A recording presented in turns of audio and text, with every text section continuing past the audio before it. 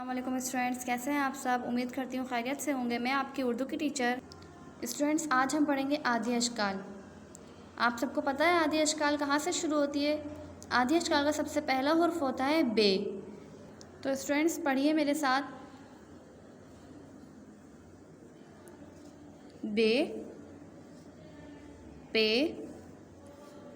ते, टे, से, जीम, चे, हे,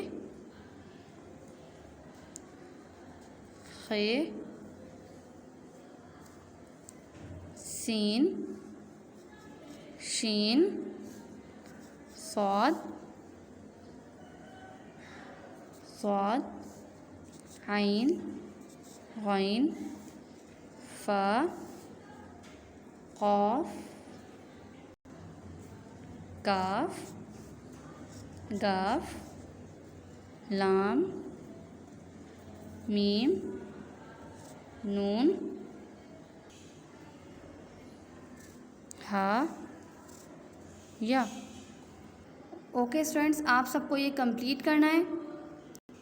इंशाल्लाह मुलाकात होगी नेक्स्ट वीडियो में। अपना ख़याल रखिए। अल्लाह हाफ़िज़।